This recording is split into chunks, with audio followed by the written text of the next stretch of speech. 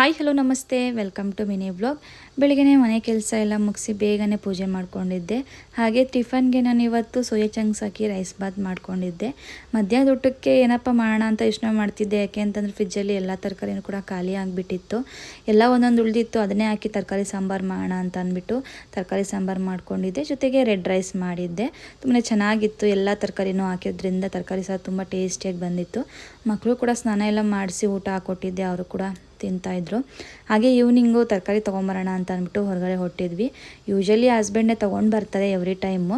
ಕೆಲವೊಂದ್ಸಲ ನಮ್ಮನ್ನು ಕೂಡ ಹೊರಗಡೆ ಕರ್ಕೊಂಡು ಹೋಗ್ತಾರೆ. ನಮಗೂ ಸ್ವಲ್ಪ ಫ್ರೀ ಇರಲಿ, ಮನೇಲೇ ಇರ್ತೀವಲ್ವ, ಹಾಗಾಗಿ ನನಗೂ ಇಷ್ಟ ಇರುತ್ತೆ ಮಾರ್ಕೆಟಿಗೆ ಬಂದು ತರಕಾರಿ ತೊಗೊಳೋದು. ಯಾಕೆ ಅಂತಂದರೆ ಹಸ್ಬೆಂಡ್ಗೆ ಹೇಳಿದ್ರೆ ನಾನು ಎಷ್ಟು ಹೇಳಿದ್ರೆ ಅಷ್ಟೇ ತೊಗೊಂಡು ಬರ್ತಾರೆ. ಆದರೆ ನಾನು ಹೋದರೆ ಒಂದು 4 ಎಕ್ಸ್ಟ್ರಾ ತೊಗೊಂಬರ್ತೀನಿ. ನನಗೂ ಚೆನ್ನಾಗಿ ಅನಿಸುತ್ತೆ ಹೊರಗಡೆ ಬಂದರೆ ಅಂದ್ಬಿಟ್ಟು ಅವ್ರು ಫ್ರೀ ಇರೋ ಟೈಮಲ್ಲಿ ಅವಾಗವಾಗ ನನ್ನ ಕೂಡ ಕರ್ಕೊಂಬರ್ತಾರೆ.